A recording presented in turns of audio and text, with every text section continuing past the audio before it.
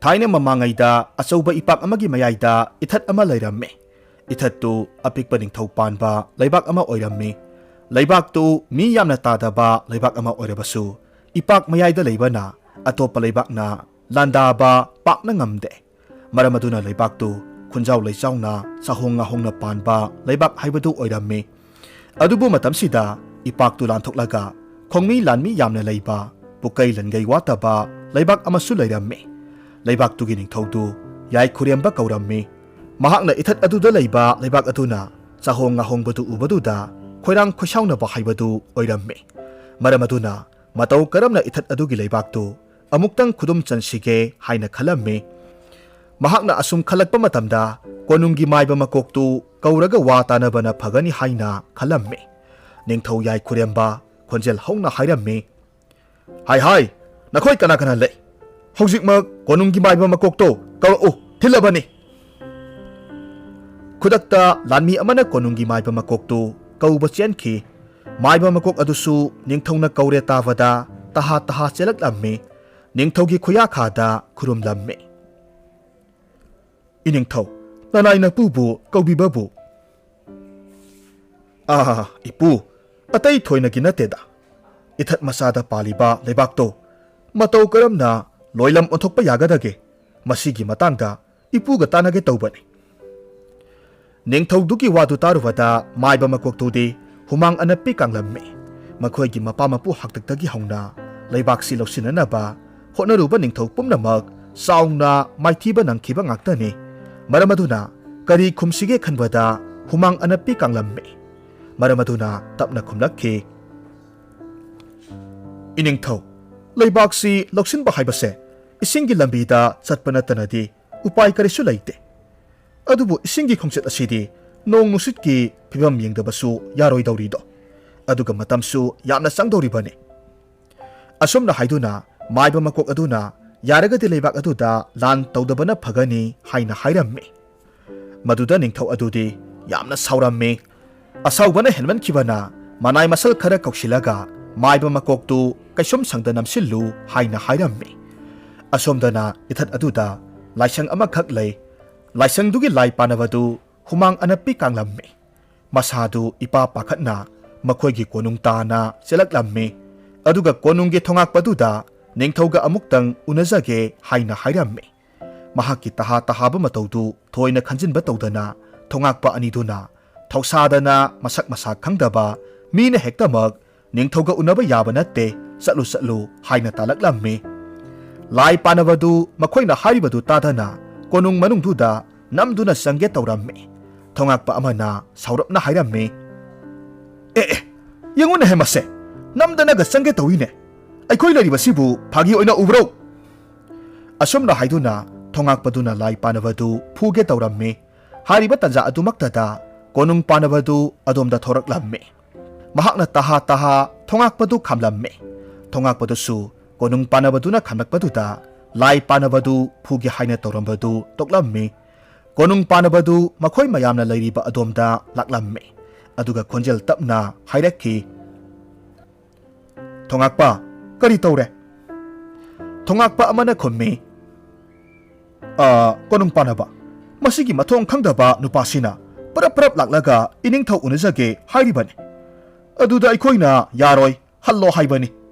Adubu nupasi satlo haiba sungya yadre. Konungda namdana sangge torakpadagi phuge tauribani. Konung panavaduna lai panavaduda onsillaga hairammi. Hainupa karigino nangna sangba yaroi hairaga namdana sangge tauribadi. Lai panavaduna ipa pakhatna mahakki laisangda phaurakpa amaibigi laipaudu ningthauda tamge taubani haina hairammi. Konung panavaduna laipaudu yamna luba oibra haina hanglammi. Lai panavaduna ipa pakhatna khommi. Angamba leibaksi asauba salan thu'u haiba lei haidana laining thongna mapau chelakli. Aduna wase ining thauda tamjage taubani. Konung panavadu haiphet noklaga hairammi. Adugi oiragadi nang karisu khaluragano. Waphamdo ai soidanamak ining thauda tamlage. Nangsu hankroko. Mahakna adumna hairakpaduda lai panavadusu wa makha taramba tawdana mayum lomda hankre. mahakna hek chatkhibagadi konung panaba nupaduna thongakpa aniduda hairiba wafamsi kanadasu tahanba yaroi haina wa melamme thongakpa anidusu kanadasu wadu tamloi haina hairamme asumna matam khara haukhre nongmagi numitta ningthau yai khurembana asumna wakhal taurakpa matamda maiba makoktu ningthina thyamlabadi mahaki aningbadu thungba yai hainasu khalamme maramaduna manai masal kharada kaisum sangda phajiliba maiba makoktu mahaki manakta purau haina hairamme manai masal kharana maiba makoktu puraklamme mahaki phibam kaiba mataudu ubaduda ningthauna hairamme ipu nasuna haiba wado ipuna yabiramlabadi ngasi ipuna kaisum sangsida wana lelibase lelamloidabani adubu ipu haujiksu matam lairi ipuna nasugi lambi amatang yatpiraba isu ipu nungaina panba haibadu oigadawribani ningthem nongdol thakta thokpa thajado phajai haina sonbati yai adubune madubu oige haina khallabadi oithokloidabani ne kari ipuna haribasi nasu aina khalibasi oiroidaba manglani sini ne phare phare adu oiba targadi ngasidi ipusu asi leibakta thaba tare hai kana kana lei haujikmak ipusi mihat pungda putoklaga hatkadabani asomna haiduna ningthaudu mafamdudagi satki maiba makok adusu upai leitana mahaki aroiba matam laklabaduda kananasu kanba ngamlaroi khanduna mamit usilaga sor sangna hondoklamme konungi lanmi kharana maiba makoktu samlaga mihat pung tamna puraga satki leibak miyamdu maiba makoktu hatkani haibagi pau taba aduda mihat pung adugi akoibada ikoi koina mi mayamna tilamme tiliba miyam aduna maiba makok hatkadoribasi nungaiti haina hainarami adubu kanamatana mahakpu kanba ngambagi pangaldi yauramde adubu mayam marak adudagi nupa amana asumna hairaki maibase konungda maiba oina lereklibase sahi phanadi yamle mahakna honakiba mayamdugi khallagadi ining thongna mabu kanbiba yabani amana amuk khumlakhi ibungo leibakki ningthongna laurakpa phirepta asi phai phati haina hekta tuka thiruganu nangsu asumna tawjani ko mahaki wadu tarubata hana wanganglamba nupa adu tumin leikhi mayam marak aduda maiba makok aduki masanupi tamphadi wa karimata ngangdana mapabungda piroina na yenglaga leiramme maiba makok adusu koyei leraga asum yenglakpa matamda masanupi na mapi irasialaga leplibadu urammi matamaduda maiba makok aduna masanupi da nuksina yenglaga wadi ngangdana makok tamak hairammi tamphasu wadi ngangdana midudagi pirang sintharaduna mapukningda asumna khalammi Pahba, nasanupi na soidanamak, pahbagi laman soidana khumni. Ngasi leibak ningthong na pababu, ahal oide khanduna, kanana su kanba ngamlaroi khanduna, minung silitana haliba sigi laman soidanamak khumgani. Mataw asumna maiba makoktu mihatpa na halammi. Asumdana ithat adugi leibak aduda, lai panaba adudi, lai gi leiphaugdu konung panaba na makhoigi ningthauda soidanamak tamlam lagani khanduna wakhal nungairamme adubu laibak thibadi wafamdu konung panabaduna makhoigi ningthauki mafamda karisu tamlamde maramaduna madugi maramda ningthaudi karimata khanglamde aduna laigi mathau tawgadaba amata tawramde asumna matam khara haukhre ningthau yai khurembadu ithat aduda lan tawningbana masadu khoro khoro khotlamme adubu konungi maiba maibi amatana khongsanabagi afaba matam amata piba ngamlamde yai khuremba saubana mai hauраmme matamaduda mahaki manai asanbaduna changsilaktuna asumna hairamme iningthau nanai aina tajawata konunggi awang thangbada leiba panglap laptaba khulamada maibi ahibi amakhakti lei haina taje asanba nangna hariba maibidunabu aingonda karibu kanagadoribano manai asanbaduna maibiduki matik mayai amadi mahaki tauba ngambadugi maramda tamlaklamme wafamdu tarubada ningthau yai khurembadu ngaihak wakhal khalli aduga maibidu kaura uhaina hairamme masidagi asanbadu manai masal kharaga loinana yamna thuna maibi dubu lakhwatpa chatkhirami maibi tamphasu mayumgi nakalda lairiba laisang aduda anaba ama ani layang laga lairami matamaduda konunggi lanmi kharana mahakna lairiba adomda sangsilaklammi aduga lanmi amana asomna hanglakhi nahakla maibi tampha haribase mani kari takpigadaba lanmi aduna maibi tamphabu konungda lenglasi hairammi maibi tampana yamna ngakna kari maramgino haina hangi lanmi duna ningthongna laktaba yade hairae maram hairakte thuna lengnaba tausi hairammi tampana khumlaklammi angamba hedona hesaliba tambasigi anabase masi matangdi layang jaramkhige aduga nanai aihak konung maikai pangjarak lanmi duna pangkui kuiraklaganu hairamlaga konung maikai pangkhre maibi tampha lanmi singduna hek chatkraba matungda mapukningda akhaba minok ama noklammi asumna nupadu layang ba hek loibagadi mahaksu konung maikai panglaklammi asomdana ithat aduda paliba ningthau adugi manaw nupa parina mayambung ningthaugi manakta laklammi aduga mahakna khoina jabi laisa amakhak leire haina hairammi manaw nupagi wadu tarubada mayambana khummi inauna pamjariba laisadubu kanaki masa masuno ne aikhoigi ngaisen oiba yaba oirabadi haiba kok chatlaga loiredana ningthaugi manaw nupa pari nokphet tawraga khummi yambung atai kanagi natte phamnaiba lukhoigi amata yawbi masa nupidune manaw nupagi wadu tarubada ningthaudugi maithongdudi amangba nomgum imak maksenkhre mayambungna haraurambadagi imak maksenkhiba awaba maithong ulakpa aduda paridi kari tawrabano khanduna singnaba poklammi ningthongna maithong maksenkibagi thoidokpa maram amana phamnaiba lukhoigi masanupi thadoi sana asi mahakna taibangda khongdarakpa matamda mahakki maithongda angang bacha amakhak yaurammi maduda sunatana leibak adugi amaibi amana haikhiba matamda mahakpu lauba nupa adudi mapunsi telo haiba lei asumnasu hairakki ningthaudu sor sangna hondoklaga manaw nupada onsilaga hairammi inauto nahakna atai apamba nupi ama hekta haibada iyambana harauna yage adubu nahakna hariba nupido madudi mawama puroiba sabi nupi oini haiduna leibaksigi tambok oiba amatana pamnadraba nupini ne asumna haiduna ningthongna manaw nupada thadoi sana nataba nupi ama hayu haina themlamme adubu manaw nupa adudi thadoi sana nataba atopa nupi amata luhongba ngamloi haina hairamme maduda ningthaudu yamna sauramme maramaduna manaw nupada saungna maibidugi pautaktu hairamme maduta natana sauna asumnasu makha tarakhi natte nangbu mawama puroi bisabi nupidu lauraga napunsido kemlage haibro iyambana haribase munna khallu yambung nanaudi thadoi sanabu aigi lengdraba khongloi oigi haina lepkhre nanaugi aningba asithadi yambungna thunghanbiyu manawna haina tanaba yadaba mataududa ningthaudu upai leitre phamnaiba lukhoida masanupidubu manawgi damak hainarage haina khankhre mayambagi wafamduda mahaksu yamna haraurammi maramaduna mayambung ningthaubu hanna thagatlammi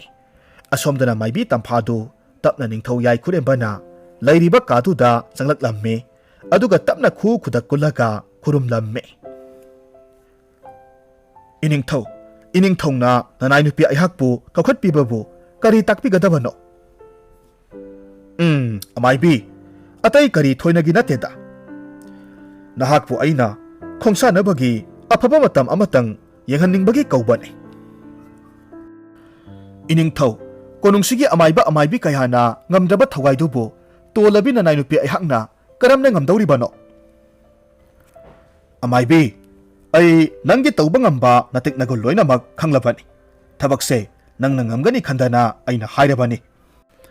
maibi tampha ningthau yai khurembagi wadu tabada mapukningdadi saunningbana loirabani adubu mahaki asawadu uthoklubada matang sade khanduna tapna khumlakhi iningthau nanai nupi aihakti thoina haijaba natte adubu iningthaugi yathangdi hiktokpa yadabanina nanai nupi aihakna singu singa amuktangdi laitainaraga yengzage. Tampha mamai mamit chetnau isen khre tampha gi mamitta tapna uraklamme madudi ningthau yai khurembana manai masal kayaga loinena landa basatpa amadi landubu mai pakpa uraklamme adubu marak asida khanghaudana mamaida sa angangba thungbi thadoi sanabu uraklamme madudagidi mangonda yauriba matik mayai amadi mahakki matik mayai aduna maram oiraga mahakpu lauba nupa khudingmak ngantana punsi pikhamnaba masi pumnamaksi ubaduda maibi tamphadu masin haiphet jinglaga noklamme aduga tapna mamit pangthoraklamme mamit hek pangthorakpaga masadu sor sangna hondoklamme maibi tamphana hairamme iningthau afaba pungpham amadi leire adubu ningthau yai khuremba taha hairakki adubu kedauraba tampha wakhal khitang warapna humlamme iningthongna langnam piral thetke hairabadi leibak aduda mamaida sa angangba thongbi nupi amabu iningthongna loinabi oina lauba tare madu natrabadi langnam piral thetpa ngamloi doribani ningthau yai khurembana noklaga hairamme ihe aduk laibatu oire yamna aruba wa malure asumna hairaga noklamme asumna asum hawkibana inga ingengi nongju tha loirakpa matamda nonglei nungsitsu khara taptharakpa matam aduaida afaba numit amada ningthau yai khuremba amadi mahakki lanmi mayamdu ipak aduda leibak aduda landanabagidamag isingi khongset adu khongsanba hawramme maibi tamphadi makoigi ningthongna khongsan khibaduda mapabonggi laman khumba ngamlagani khantuna harawramme asomdana ipak tuki ningthau aduna manai masal kayaga loinena sana lupa hira mani mukta kayaga loinena phamnaiba lukhoigi mayomda masanupi dubu manau nupagi damak haiba sanglamme madugi paudu tabaduda lebak tugi miyamnadi angakpa haibadu oiramme thadoi sanabu kalakpa kharanadi pendana hainaramme nupi amana asumna hairamme karino aikhoigi iningthau sibu ngauraba zatlo mawama puroiba sabini haidana kanamatanasu haiba sangnadraba nupi dubu manau nupagi oina haiba sangliba sibu karigino nupi amana amuk hairamme ho ibema masin manau ningthau khubam munabagi oiramni mayambung ningthongna manaubu hingsabi nupi se pisenba oiramni asi haiduna leibak miyam adunasu ningthau dubu lana hainaramme phamnaiba lukhoisu wafamdu yaningdabasu leibak ningthaugi yathang oibana thiktok ngamdre masanupi du manau ibungoda thajaba haibadu taramme wafamdu thadoi sananadi kaya yaninglamde mana yaningdabagi matau utpaduda mama ibemana pakhatna hairamme imagi ibema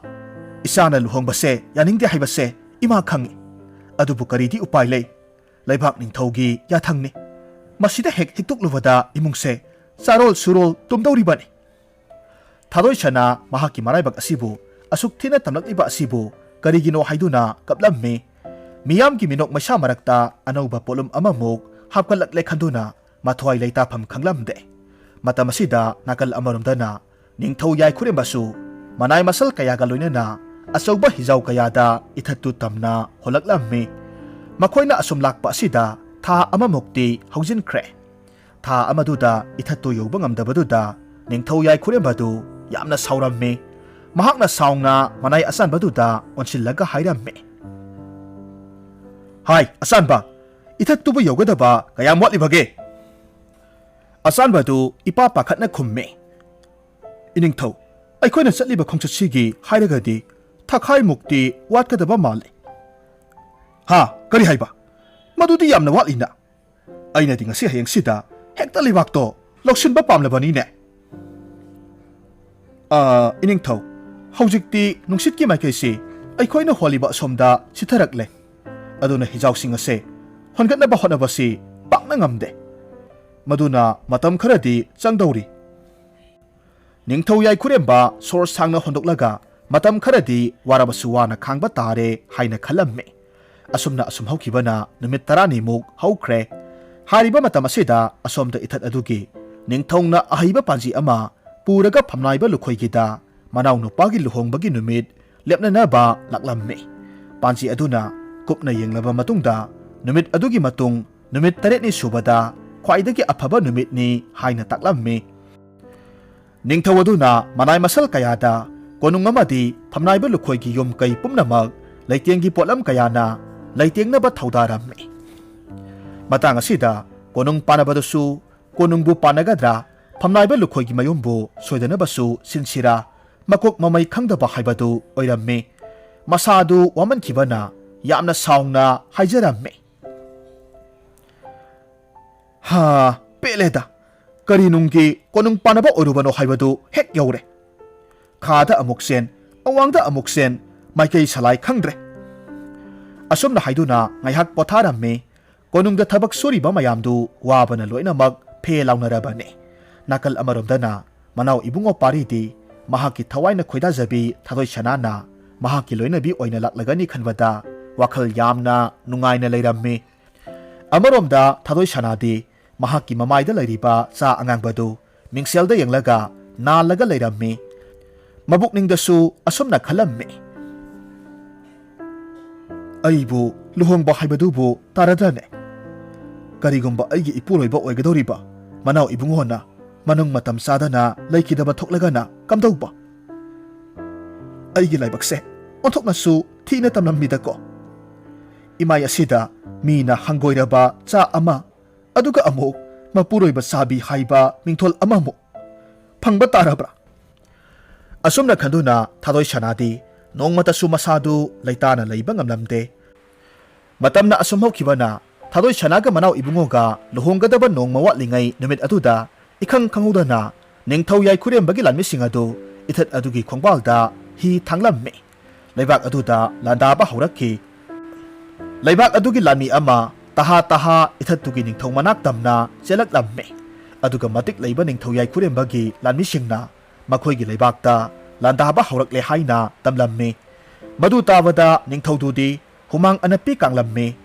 asuk kuiraba matamsi leibak asida kanagumba amatana landaraktabana langi siam saude maramaduna ningthaudu kari tawgani khanbada wakhal thoklamde adubu tapna hairamme hai inau tondo lanmi kharaga loinana leibak miyam kananaba honadaba yade haina hairuso hoi iningthau asomna haiduna lanmidu yamna thuna parigi manakta senki ningthau adudi mathangi namitta manau nupagi luhongbadugi wakhal waraga leiringai tariba pawaduga masadu sumna lepa phauba ngamlamde leimaida phamtharaklamme matamaduda leimarebesu manakta pakhatna chensilaklamme aduga hairamme iningthau karino matawasibo ningthaudu wa karimata haidana tuminna adumak leimarebesu mapuroibana walang hairaktaba aduda makha tana hanglamde madugi mahut mapuroibabu ningthina pothanaba silamme asomdana ningthau yai khurembana manai masal kharaga loinana mamaida sa thongbi nupi leibra haiduna koithi thiba hauраklamme asumna makhoina koithi thibaduda lukhoi hoiga thangnabagi mau amana kaitheldagi yamna pakhatna hathu selaktuna paudu thadoi sana hoida tamlamme paudu tawada thadoi sanadi walang karimata ngangdana tuminna lai adubu mama ibemadudi yamna pakhatpana loikhre masadu tanik ibema nahak mafamse thadoktuna chatkro haina hairamme thadoi sana maithongda awabagi mami amata tada khomlakki ima aina chatoriba sibu kadaidano phamnaiba lukhoi ngaihak wakhal tawraga lei aduga hairamme ipagi sana aikhoida leiriba lamasigi awang ithang thangba sidaida ipak asibu lanthoknaba aronba lambi amakhak leibani madomda chatkro asomna haiduna mayam sangduna thadoi sanabu mafamduda chatkinaba haiduna themlamme adubu mahakti chatlo haiba yaramde sirabasu mapabung amadi mama ibema makhoi mayamga punna sigani haiduna sikhang khanglaga leikhre adubu mayam sangduna themanbadagidi thadoi sanadu matomta mapabungna takpa lambi adomda chatkhre asomdana lai panabadudi oirakliba matawaduda laisang manungda leiriba lai aduda pangkhuda khurumlamme matamaduda maibi amana asumna hairamme lai panaba nahakna leibak kaiba makai khurumlabasu ꯑꯩꯈꯣꯏ ꯍꯤꯡꯕꯗꯤ ꯑꯣꯏꯊꯣꯛꯂꯔꯣꯏ꯫ ꯂꯥꯏ ꯄꯥꯅꯕꯗꯨ ꯌꯥꯝꯅ ꯉꯛꯅ ꯈꯨꯝꯃꯤ꯫ ꯏꯃꯥ ꯃꯥꯏꯕꯤ, ꯀꯔꯤ ꯋꯥꯐꯝꯅꯣ ꯏꯃꯥ ꯃꯥꯏꯕꯤꯅ ꯇꯥꯛꯄꯤꯔꯤꯕꯁꯤꯕꯣ? ꯑꯁꯦꯡꯕꯅꯤ, ꯑꯩꯅ ꯍꯥꯏꯔꯤꯕꯁꯦ ꯀꯣꯅꯨꯡꯗ ꯄꯥꯡꯊꯣꯛꯀꯗꯕ ꯂꯥꯏꯊꯧꯗꯣ ꯀꯅꯥꯃꯠꯇꯅꯁꯨ ꯄꯥꯡꯊꯣꯛꯈꯤꯗ꯭ꯔꯦ꯫ ꯑꯗꯨꯅ ꯑꯩꯈꯣꯏꯕꯨ ꯀꯅꯥꯅꯁꯨ ꯀꯟꯕꯤꯕ ꯉꯝꯕꯒꯤ ꯎꯄꯥꯏ ꯂꯩꯇ꯭ꯔꯦ꯫ ꯃꯥꯏꯕꯤꯒꯤ ꯋꯥꯗꯨ ꯇꯥꯔꯨꯕꯗ ꯂꯥꯏ ꯄꯥꯅꯕꯗꯨꯗꯤ ꯂꯥꯏ ꯈꯨꯔꯨꯝꯂꯝꯕꯗꯨ ꯇꯣꯛꯂꯗꯨꯅ ꯇꯨꯃꯤꯟꯅ ꯑꯁꯥꯕ ꯃꯤꯇꯝ ꯑꯃꯒꯨꯝꯅ ꯂꯩꯈ꯭ꯔꯦ꯫ ꯃꯍꯥꯛꯅꯗꯤ ꯐꯅ ꯀꯟꯅ ꯍꯥꯏꯖꯕꯅꯤ, ꯑꯗꯨꯕꯨ ꯊꯣꯉꯥꯛꯄ ꯑꯃꯗꯤ ꯀꯣꯅꯨꯡ ꯄꯥꯅꯕ ꯃꯈꯣꯏꯅ ꯃꯥꯒꯤ ꯋꯥꯗꯨ ꯑꯁꯨꯝꯅ ꯂꯥꯏꯅ ꯂꯧꯔꯝꯒꯅꯤ ꯍꯥꯏꯕꯗꯨ ꯈꯪꯂꯕꯗꯤ ꯃꯁꯥꯃꯛ ꯅꯝꯗꯨꯅ ꯀꯣꯅꯨꯡꯗ ꯆꯪꯂꯒ ꯅꯤꯡꯊꯧꯒ ꯎꯅꯔꯝꯒꯗꯕꯅꯤ ꯍꯥꯏꯅ ꯈꯜꯂꯝꯃꯤ꯫ ꯃꯍꯥꯛꯅ ꯈꯜꯂꯤꯕ ꯄꯨꯝꯅꯃꯛꯇꯨ ꯃꯥꯏꯕꯤ ꯑꯗꯨꯗꯁꯨ ꯍꯥꯏꯔꯝꯃꯤ꯫ ꯃꯥꯏꯕꯤꯗꯨꯅ ꯈꯨꯝꯃꯤ, ꯂꯥꯏ ꯄꯥꯅꯕ ꯄꯨꯝꯅꯃꯛ ꯍꯧꯈ꯭ꯔꯦ꯫ ꯍꯧꯖꯤꯛꯇꯤ ꯑꯩꯈꯣꯏꯒꯤ ꯑꯔꯣꯏꯕ ꯃꯇꯝ ꯉꯥꯏꯕ ꯅꯠꯇꯅ ꯀꯔꯤꯁꯨ ꯎꯄꯥꯏ ꯂꯩꯇ꯭ꯔꯦ꯫ ꯑꯁꯨꯝꯅ ꯎꯄꯥꯏ ꯂꯩꯇꯅ ꯂꯩꯕꯥꯛ ꯃꯤꯌꯥꯝꯗꯨ ꯑꯌꯥꯝꯕꯅ ꯃꯁꯥ ꯃꯁꯥꯒꯤ ꯑꯔꯣꯏꯕ ꯃꯇꯝ ꯉꯥꯏꯔꯒ ꯂꯦꯟꯕ ꯇꯥꯔꯝꯃꯤ꯫ ꯅꯥꯀꯜ ꯑꯃꯔꯣꯝꯗꯅ ꯃꯅꯥꯎ ꯏꯕꯨꯡꯉꯣ ꯄꯥꯔꯤꯅ ꯂꯨꯆꯤꯡꯂꯗꯨꯅ ꯂꯩꯕꯥꯛꯇꯨꯒꯤ ꯂꯥꯟꯃꯤ ꯃꯌꯥꯝꯗꯨ ꯂꯩꯕꯥꯛ ꯃꯤꯌꯥꯝꯕꯨ ꯀꯟꯅꯅꯕ ꯀꯟꯅ ꯍꯣꯠꯅꯔꯝꯃꯤ꯫ ꯑꯗꯨꯕꯨ ꯇꯧꯔꯤꯕ ꯊꯕꯛꯇꯨ ꯑꯔꯥꯏꯕꯗꯤ ꯑꯣꯏꯔꯝꯗꯦ꯫ ꯅꯤꯡꯊꯧ ꯌꯥꯏꯈꯨꯔꯦꯝꯕꯒꯤ ꯃꯁꯤꯡ ꯌꯥꯝꯂꯕ ꯂꯥꯟꯃꯤ ꯂꯤꯁꯤꯡ ꯑꯗꯨꯗ ꯃꯈꯣꯏꯒꯤ ꯂꯥꯟꯃꯤ ꯈꯔ ꯑꯗꯨꯒ ꯄꯥꯅꯕꯗꯨ ꯌꯥꯝꯅ ꯋꯥꯅ ꯊꯣꯛꯂꯝꯃꯤ꯫ ꯂꯥꯟꯃꯤ ꯑꯃꯅ ꯑꯁꯨꯝꯅ ꯍꯥꯏꯔꯝꯃꯤ, ꯃꯅꯥꯎ ꯏꯕꯨꯡꯉꯣ, ꯑꯩꯈꯣꯏ ꯑꯁꯨꯝꯅ ꯄꯥꯅꯕꯁꯤꯗꯤ ꯉꯝꯒꯗꯕ ꯃꯥꯟꯗ꯭ꯔꯦ꯫ ꯄꯥꯔꯤꯅ ꯈꯣꯟꯖꯦꯜ ꯍꯧꯅ ꯍꯥꯏꯔꯝꯃꯤ, ꯂꯥꯟꯃꯤꯁꯥ, ꯑꯩꯈꯣꯏ ꯃꯈꯣꯏꯒ ꯐꯣꯡꯅ ꯂꯥꯊꯦꯡꯅꯔꯕꯗꯤ ꯁꯨꯛꯉꯝ ꯉꯝꯂꯔꯣꯏ꯫ ꯑꯗꯨꯅ ꯂꯨꯝꯂꯒ ꯍꯦꯛꯇꯃꯛ ꯍꯥꯠꯂꯁꯤ꯫ ꯑꯁꯨꯝꯅ ꯍꯥꯏꯅꯗꯨꯅ ꯏꯊꯠ ꯑꯗꯨꯒꯤ ꯂꯥꯟꯃꯤꯁꯤꯡꯗꯨ ꯂꯨꯝꯂꯒ ꯂꯩꯅꯈ꯭ꯔꯦ꯫ ꯑꯁꯣꯝꯗꯅ ꯊꯥꯗꯣꯏ ꯁꯅꯥꯗꯨ ꯑꯁꯨꯝ ꯆꯦꯜꯂꯝꯕꯗꯒꯤ ꯃꯍꯥꯛꯀꯤ ꯋꯥꯈꯜꯗ ꯑꯁꯨꯝꯅ ꯈꯜꯂꯝꯃꯤ, ꯂꯩꯕꯥꯛ ꯃꯤꯌꯥꯝꯅ ꯑꯋꯥꯕ ꯇꯥꯗꯨꯅ ꯍꯤꯡꯕ ꯁꯤꯕ ꯈꯪꯗ꯭ꯔꯕ ꯃꯇꯝꯁꯤꯗ ꯑꯩ ꯏꯇꯣꯝꯇ ꯃꯤꯔꯣꯠ ꯑꯣꯏꯕ ꯍꯥꯏꯕꯁꯦ ꯀꯔꯤꯅꯣ ꯑꯩꯅ ꯇꯧꯗꯧꯔꯤꯕ ꯑꯁꯤꯕꯣ? ꯀꯥꯟꯅꯗꯦ, ꯃꯈꯣꯏꯒꯤ ꯅꯤꯡꯊꯧꯗꯨꯒꯤ ꯃꯅꯥꯛꯇ ꯆꯠꯂꯒ ꯂꯩꯕꯥꯛ ꯃꯤꯌꯥꯝꯒꯤꯗꯃꯛ ꯑꯩ ꯏꯁꯥꯁꯤ ꯀꯠꯊꯣꯛꯄꯅ ꯐꯔꯒꯅꯤ꯫ ꯑꯁꯨꯝꯅ ꯈꯜꯂꯝꯃꯤ꯫ ꯑꯁꯨꯝꯅ ꯈꯜꯂꯒ ꯃꯍꯥꯛ ꯆꯦꯜꯂꯝꯕꯗꯨ ꯇꯣꯛꯂꯒ ꯅꯤꯡꯊꯧ ꯌꯥꯏꯈꯨꯔꯦꯝꯕꯅ ꯃꯍꯥꯛꯄꯨ ꯊꯤꯔꯤꯕ ꯃꯥꯏꯀꯩ ꯇꯝꯅ ꯄꯔꯞ ꯆꯠꯈꯤ꯫ ꯅꯥꯀꯜ ꯑꯃꯔꯣꯝꯗꯅ ꯅꯤꯡꯊꯧ ꯌꯥꯏꯈꯨꯔꯦꯝꯕꯗꯨ ꯃꯃꯥꯏꯗ ꯆꯥ ꯑꯉꯥꯡꯕ ꯊꯨꯡꯕꯤ ꯅꯨꯄꯤ ꯑꯃꯠꯇ ꯊꯦꯡꯅꯗꯕꯗꯨꯗ ꯌꯥꯝꯅ ꯁꯥꯎꯔꯝꯃꯤ꯫ ꯑꯁꯨꯝꯅ ꯁꯥꯎꯅ ꯐꯤ ꯀꯥꯝꯂꯒ ꯂꯩꯔꯤꯉꯩ ꯏꯈꯪ ꯈꯪꯍꯧꯗꯅ ꯃꯍꯥꯛꯀꯤ ꯃꯃꯥꯡꯃꯛꯇꯗ ꯆꯥ ꯑꯉꯥꯡꯕ ꯊꯨꯡꯕꯤ ꯅꯨꯄꯤ ꯑꯃ ꯂꯦꯞꯂꯝꯃꯤ꯫ ꯃꯗꯨ ꯎꯕꯗ ꯅꯤꯡꯊꯧ ꯌꯥꯏꯈꯨꯔꯦꯝꯕꯗꯨ ꯍꯔꯥꯎꯔꯝꯃꯤ꯫ ꯅꯨꯄꯤꯁꯤ ꯐꯥꯔꯨꯆꯣ ꯍꯥꯏꯗꯨꯅ ꯃꯅꯥꯏꯁꯤꯡꯗ ꯍꯥꯏꯔꯝꯃꯤ꯫ ꯊꯥꯗꯣꯏ ꯁꯅꯥꯅ ꯂꯥꯟꯃꯤꯁꯤꯡꯗꯨ ꯎꯕꯗ ꯀꯤꯗꯨꯅ ꯆꯦꯟꯕꯒꯤ ꯃꯍꯨꯠ ꯃꯈꯣꯏ ꯇꯝꯅ ꯆꯪꯁꯤꯜꯂꯛꯄ ꯑꯗꯨꯗ ꯅꯤꯡꯊꯧ ꯌꯥꯏꯈꯨꯔꯦꯝꯕꯗꯒꯤ ꯍꯧꯔꯒ ꯂꯥꯟꯃꯤ ꯃꯌꯥꯝ ꯑꯗꯨꯁꯨ ꯑꯉꯛꯄ ꯍꯥꯏꯕꯗꯨ ꯑꯣꯏꯔꯝꯃꯤ꯫ ꯅꯤꯡꯊꯧ ꯌꯥꯏꯈꯨꯔꯦꯝꯕ ꯉꯛꯅ ꯍꯥꯏꯔꯛꯈꯤ, ꯅꯨꯄꯤ ꯃꯆꯥꯁꯤꯗꯤ ꯑꯣꯟꯊꯣꯛꯅ ꯃꯊꯧꯅꯥ ꯃꯔꯤꯡꯖꯦꯜꯕꯨ ꯂꯩꯅꯦꯍꯦ꯫ ꯍꯥꯏ ꯂꯥꯟꯃꯤꯁꯥ, ꯅꯈꯣꯏ ꯃꯥꯒꯤ ꯃꯅꯥꯛꯇ ꯆꯪꯂꯨꯔꯒꯅꯨ꯫ ꯅꯤꯡꯊꯧꯒꯤ ꯌꯥꯊꯪ ꯐꯪꯂꯕꯗ ꯂꯥꯟꯃꯤꯁꯤꯡꯗꯨ ꯈꯔ ꯈꯖꯤꯛ ꯍꯟꯗꯣꯛꯂꯝꯃꯤ, ꯂꯦꯞꯂꯒ ꯂꯩꯔꯝꯃꯤ꯫ ꯃꯇꯝ ꯑꯗꯨꯗ ꯊꯥꯗꯣꯏ ꯁꯅꯥꯗꯨ ꯃꯁꯥꯗ ꯂꯩꯔꯤꯕ ꯑꯀꯤꯕ ꯄꯨꯝꯅꯃꯛ ꯐꯥꯖꯤꯜꯂꯒ ꯃꯣꯡ ꯍꯥꯗꯅ ꯃꯍꯥꯛꯄꯨ ꯃꯈꯨꯠ ꯆꯟꯗꯨꯅ ꯐꯥꯖꯤꯜꯂꯨ, ꯑꯗꯨꯕꯨ ꯃꯍꯥꯛꯀꯤ ꯂꯩꯕꯥꯛ ꯃꯤꯌꯥꯝꯗꯤ ꯑꯋꯥꯕ ꯄꯤꯕꯤꯒꯅꯨ ꯍꯥꯏꯅ ꯅꯤꯡꯊꯧꯗ ꯍꯥꯏꯖꯔꯝꯃꯤ꯫ ꯃꯁꯤꯗꯒꯤ ꯅꯤꯡꯊꯧꯅ ꯃꯅꯥꯏ ꯃꯁꯜ ꯃꯌꯥꯝꯗꯨꯗ ꯏꯊꯠꯇꯨꯒꯤ ꯃꯤꯌꯥꯝꯗꯨ ꯍꯥꯠꯄ ꯇꯨꯞꯄ ꯇꯧꯔꯒꯅꯨ ꯍꯥꯏꯅ ꯍꯥꯏꯔꯝꯃꯤ꯫ ꯂꯥꯟꯃꯤ ꯃꯌꯥꯝ ꯑꯗꯨꯁꯨ ꯅꯤꯡꯊꯧꯒꯤ ꯌꯥꯊꯪ ꯑꯣꯏꯕꯅ ꯀꯅꯥꯃꯠꯇ ꯃꯤꯍꯥꯠ ꯃꯤꯄꯨꯟ ꯇꯧꯔꯝꯗꯦ꯫ ꯑꯗꯨꯕꯨ ꯁꯣꯝꯗ ꯃꯤꯍꯥꯠ ꯃꯤꯄꯨꯟ ꯑꯃꯠꯇ ꯇꯧꯗꯕꯗꯨꯗ ꯏꯊꯠ ꯑꯗꯨꯒꯤ ꯀꯣꯅꯨꯡ ꯄꯥꯅꯕ ꯑꯣꯏꯔꯤꯕ ꯅꯨꯄꯥ ꯑꯗꯨꯗꯤ ꯁꯥꯎꯅꯤꯡꯕꯅ ꯄꯣꯔꯣꯛ ꯆꯥꯛꯄ ꯍꯥꯏꯕꯗꯨ ꯑꯣꯏꯔꯝꯃꯤ꯫ ꯃꯔꯝ ꯑꯗꯨꯅ ꯁꯥꯎꯅ ꯃꯆꯤꯟꯗ ꯑꯁꯨꯝꯅ ꯁꯣꯟꯖꯩ, ꯑꯩꯅꯗꯤ ꯂꯩꯕꯥꯛ ꯃꯤꯌꯥꯝꯁꯤꯅ ꯂꯣꯏꯅ ꯇꯨꯝꯅ ꯁꯤꯔꯕꯗꯤ ꯐꯒꯅꯤ ꯍꯥꯏꯅ ꯈꯜꯂꯤ, ꯑꯗꯨꯕꯨ ꯅꯤꯡꯊꯧ ꯑꯄꯪꯕꯁꯦ ꯃꯋꯥ ꯆꯥꯕꯤ ꯊꯥꯗꯣꯏ ꯁꯅꯥꯒꯤ ꯂꯥꯡꯗ ꯊꯨꯈ꯭ꯔꯦꯅꯦ꯫ ꯑꯩ ꯍꯧꯖꯤꯛ ꯀꯔꯤ ꯇꯧꯕ ꯇꯥꯏ? ꯎꯄꯥꯏ ꯑꯃ ꯂꯩꯔꯦ꯫ ꯑꯄꯪꯕ ꯅꯤꯡꯊꯧꯁꯤꯗ ꯊꯥꯗꯣꯏ ꯁꯅꯥꯒꯤ ꯑꯁꯦꯡꯕꯁꯦ ꯇꯥꯛꯂꯕꯗꯤ ꯁꯣꯏꯗꯅ ꯂꯩꯕꯥꯛꯁꯦ ꯎꯐꯨꯜ ꯇꯥꯔꯒꯅꯤ꯫ ꯑꯗꯨ ꯑꯣꯏꯔꯕꯗꯤ ꯅꯤꯡꯊꯧ ꯑꯣꯏꯕꯤꯅꯕ ꯀꯅꯥꯁꯨ ꯂꯩꯇꯕ ꯃꯇꯝꯗꯨꯗ ꯑꯩꯅ ꯅꯤꯡꯊꯧ ꯑꯣꯏꯕ ꯐꯪꯂꯒꯅꯤꯗꯣ꯫ ꯑꯁꯨꯝꯅ ꯈꯟꯗꯨꯅ ꯀꯣꯅꯨꯡ ꯄꯥꯅꯕꯗꯨ ꯅꯣꯛꯆꯔꯝꯃꯤ꯫ ꯑꯗꯨꯒ ꯀꯅꯥꯁꯨ ꯂꯩꯇꯕ ꯃꯤꯔꯛ ꯅꯥꯔꯛ ꯌꯦꯡꯂꯒ ꯅꯤꯡꯊꯧ ꯌꯥꯏꯈꯨꯔꯦꯝꯕꯒꯤ ꯃꯅꯥꯛꯇ ꯂꯥꯛꯂꯝꯃꯤ꯫ ꯑꯗꯨꯒ ꯊꯥꯗꯣꯏ ꯁꯅꯥꯒꯤ ꯃꯁꯛ ꯑꯗꯨꯒ ꯃꯍꯥꯛꯀꯤ ꯃꯔꯝꯗ ꯍꯥꯏꯅꯔꯤꯕ ꯄꯨꯝꯅꯃꯛ ꯇꯝꯂꯝꯃꯤ꯫ ꯃꯗꯨ ꯇꯥꯔꯨꯕꯗ ꯅꯤꯡꯊꯧ ꯌꯥꯏꯈꯨꯔꯦꯝꯕꯗꯤ ꯅꯣꯛꯂꯝꯃꯤ꯫ ꯃꯗꯨ ꯎꯕ ꯃꯇꯝꯗ ꯀꯣꯅꯨꯡ ꯄꯥꯅꯕꯗꯨꯁꯨ ꯃꯍꯥꯛꯀꯤ ꯈꯨꯖꯤꯜ ꯊꯧꯔꯥꯡꯗꯨ ꯃꯥꯏ ꯄꯥꯛꯂꯦ ꯈꯟꯗꯨꯅ ꯅꯣꯛꯂꯝꯃꯤ꯫ ꯑꯗꯨꯕꯨ ꯃꯇꯝꯗꯨꯗ ꯅꯣꯛꯂꯝꯕ ꯅꯤꯡꯊꯧꯗꯨ ꯑꯁꯥꯎꯕꯒꯤ ꯁꯛꯇꯝꯗ ꯍꯟꯖꯤꯜꯂꯛꯂꯝꯃꯤ ꯑꯗꯨꯒ ꯑꯁꯨꯝꯅ ꯍꯥꯏꯔꯛꯈꯤ ꯍꯥꯏ ꯅꯈꯣꯏ ꯀꯅꯥ ꯂꯩ ꯃꯁꯤꯒꯤ ꯆꯤꯟꯊꯤꯕꯁꯦ ꯃꯥꯒꯤ ꯃꯔꯩꯁꯤ ꯀꯛꯊꯠꯂꯨꯍꯦ ꯋꯥꯐꯝꯗꯨ ꯇꯥꯕ ꯃꯇꯝꯗ ꯀꯣꯅꯨꯡ ꯄꯥꯟꯅꯕꯗꯨꯅ ꯅꯤꯡꯊꯧ ꯌꯥꯏꯈꯨꯔꯦꯝꯕꯒꯤ ꯃꯈꯣꯡ ꯄꯥꯏꯗꯨꯅ ꯃꯍꯥꯛꯄꯨ ꯉꯥꯛꯄꯤꯌꯨ ꯍꯥꯏꯅ ꯍꯥꯏꯔꯝꯃꯤ ꯑꯗꯨꯕꯨ ꯃꯗꯨ ꯇꯥꯕꯤꯕꯒꯤ ꯃꯍꯨꯠꯇ ꯅꯤꯡꯊꯧꯅ ꯈꯣꯡꯄꯥꯛꯅ ꯀꯥꯎꯔꯝꯃꯤ ꯑꯗꯨꯒ ꯁꯥꯎꯅ ꯍꯥꯏꯔꯝꯃꯤ ꯍꯥꯏ ꯅꯍꯥꯛꯅ ꯅꯈꯣꯏꯒꯤ ꯂꯩꯕꯥꯛꯁꯦ ꯀꯟꯖꯅꯕ ꯑꯣꯏꯗꯕ ꯍꯥꯏꯕꯅꯤ ꯍꯥꯏꯕꯁꯦ ꯑꯩ ꯆꯞ ꯆꯥꯅ ꯈꯪꯂꯕꯅꯤ ꯍꯥꯏ ꯃꯁꯤ ꯌꯥꯝꯅ ꯊꯨꯅ ꯄꯨꯊꯣꯛꯈ꯭ꯔꯣ ꯅꯤꯡꯊꯧꯒꯤ ꯋꯥꯗꯨ ꯇꯥꯔꯨꯕꯗ ꯂꯥꯟꯃꯤ ꯑꯅꯤꯈꯛ ꯆꯪꯁꯤꯜꯂꯛꯂꯝꯃꯤ ꯀꯣꯅꯨꯡ ꯄꯥꯟꯅꯕꯗꯨꯕꯨ ꯆꯞꯂꯒ ꯄꯨꯊꯣꯛꯈꯤ ꯑꯁꯣꯝꯗꯅ ꯑꯊꯦꯡꯕ ꯑꯍꯤꯡꯒꯤ ꯃꯇꯝꯗ ꯃꯅꯥꯎ ꯏꯕꯨꯡꯉꯣ ꯄꯥꯔꯤꯅ ꯂꯨꯆꯤꯡꯂꯒ ꯅꯤꯡꯊꯧ ꯌꯥꯏꯈꯨꯔꯦꯝꯕꯒꯤ ꯂꯥꯟꯁꯪ ꯑꯗꯨꯗ ꯆꯪꯁꯤꯜꯂꯛꯂꯝꯃꯤ ꯑꯗꯨꯒ ꯂꯣꯟꯅ ꯂꯥꯟꯃꯤꯁꯤꯡ ꯑꯗꯨ ꯍꯥꯠꯄ ꯍꯧꯔꯛꯂꯝꯃꯤ ꯑꯁꯨꯝꯅ ꯂꯣꯟꯅ ꯍꯥꯠꯂꯛꯄ ꯑꯁꯤꯗ ꯅꯤꯡꯊꯧ ꯌꯥꯏꯈꯨꯔꯦꯝꯕꯅ ꯂꯩꯔꯤꯕ ꯂꯥꯟꯁꯪ ꯑꯗꯨꯇꯃꯛ ꯉꯥꯏꯔꯝꯃꯤ ꯃꯇꯝ ꯑꯗꯨꯗ ꯅꯤꯡꯊꯧꯕꯨ ꯉꯥꯛ ꯁꯦꯟꯅꯅꯕ ꯂꯩꯔꯤꯕ ꯂꯥꯟꯃꯤ ꯑꯃꯅ ꯃꯄꯥꯜꯗ ꯊꯣꯛꯂꯛꯄ ꯃꯇꯝꯗꯗꯤ ꯂꯥꯟꯃꯤ ꯑꯃꯠꯇ ꯂꯩꯔꯝꯗꯕꯗꯨꯗ ꯌꯥꯝꯅ ꯉꯛꯂꯝꯃꯤ ꯑꯣꯏꯔꯤꯕ ꯃꯇꯧꯗꯨꯗ ꯂꯥꯟꯃꯤꯗꯨ ꯇꯍꯥ ꯅꯤꯡꯊꯧꯒꯤ ꯃꯅꯥꯛꯇ ꯂꯥꯛꯂꯝꯃꯤ ꯄꯥꯎꯗꯨ ꯇꯝꯂꯝꯃꯤ ꯅꯤꯡꯊꯧ ꯌꯥꯏꯈꯨꯔꯦꯝꯕꯅ ꯁꯥꯎꯅ ꯍꯥꯏꯔꯝꯃꯤ ꯀꯔꯤ ꯂꯥꯟꯃꯤꯁꯤꯡꯗꯨ ꯑꯃꯠꯇ ꯂꯩꯇ꯭ꯔꯕꯗꯤ ꯂꯥꯏꯅ ꯆꯦꯟꯈ꯭ꯔꯕꯔꯣ ꯅꯠꯇꯦ ꯑꯃꯝꯕ ꯅꯨꯃꯤꯗꯥꯡꯁꯤꯒꯤ ꯈꯨꯗꯣꯡꯆꯥꯕ ꯂꯧꯔꯒ ꯌꯦꯛꯅꯕꯅ ꯂꯣꯟꯅ ꯂꯥꯟꯃꯤꯁꯤꯡꯗꯣ ꯍꯥꯠꯈꯤꯕ ꯁꯣꯏꯗꯅꯃꯛ ꯑꯣꯏꯅꯤ ꯍꯧꯖꯤꯛꯇꯤ ꯀꯔꯤ ꯇꯧꯕ ꯇꯥꯏ ꯍꯥꯏ ꯃꯃꯥꯏꯗ ꯆꯥ ꯑꯉꯥꯡꯕ ꯊꯨꯡꯕꯤ ꯅꯨꯄꯤꯗꯣ ꯑꯁꯣꯝꯗ ꯂꯩꯕ ꯁꯪ ꯑꯗꯨꯗ ꯂꯩꯕꯅꯤ ꯌꯥꯝꯅ ꯊꯨꯅ ꯑꯁꯣꯝꯗ ꯂꯥꯛꯎ ꯍꯥꯏꯔꯨꯁꯣ ꯅꯤꯡꯊꯧꯒꯤ ꯌꯥꯊꯪ ꯐꯪꯂꯕꯗꯨꯗ